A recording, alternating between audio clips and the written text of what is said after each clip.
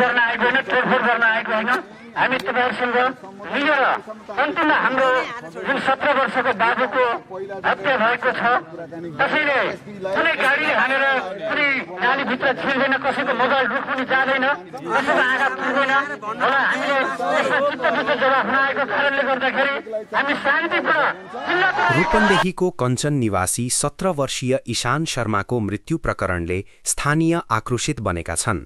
जिल्ला प्रहरी कार्यालयले मृत्युको कारण सहितको प्रतिवेदन सार्वजनिक गरेसँगै त्यस विरुद्ध स्थानीयले आक्रोश पोख्दै बिहीबार जिल्ला प्रहरी कार्यालय अगाडि प्रदर्शन गरेका हुन्। प्रहरीद्वारा सार्वजनिक गरिएको प्रतिवेदन विरुद्ध पीडितका आफन्त, छिमेकी र स्थानीयहरूले इलाका प्रहरी कार्यालय रुद्रपुर, सालझण्डी र जिल्ला प्रहरी कार्यालय रूपन्देहीमा समेत दबाव स्वरूप प्रदर्शन गरे।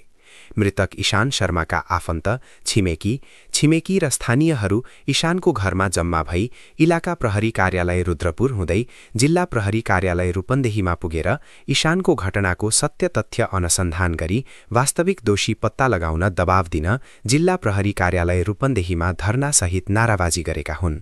प्रहरीले इलाका प्रहरी कार्यालय बुटवलमा कञ्चन गाउँपालिकाका जनप्रतिनिधि र पीडितका आफन्तहरूको उपस्थितिमा ईशानको कुनै हत्याबाट नभई लु 2ख4948 नम्बरको फोर्स गाडीले ठक्कर दिई मृत्यु भएको प्रारम्भिक प्रतिवेदन सार्वजनिक गरेको थियो।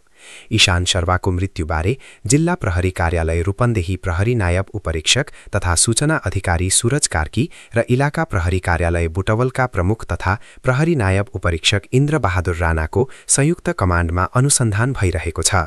तर उक्त प्रतिवेदनप्रति असहमति जनाउँदै मृतक शर्माको आमा रमा शर्मा, बुवा अर्जुन शर्मा, ठूलो बुवा पुष्पराज शर्मा र दिदी सारिका, स्नेह शर्मा लगायत आफन्त र स्थानीयहरूले ईशानको मृत्यु गाडीको ठक्करबाट नभई सुनियोजित रूपमा गरिएको हत्या भएको र वास्तविक दोषीलाई उन्मुक्ति दिन दमी दोषी खडा गरिएको भन्दै असहमति जनाएका छन्। पुस 2 गतेदेखि परिवारसँग सम्पर्कविहीन भएका ईशान 2 दिनपछि असोज 3 गते घर नजिकैको नालीको ढक्कन मुनि टाउको पछाडि गम्भीर चोटसहित आँखा फोडिएको अवस्थामा मृत भेटिएका थिए। परिवारले मृत्युलाई सडक दुर्घटना बनाउने प्रयास भएकोले कुनै पनि हालतमा मान्य नहुने जनाएका छन्।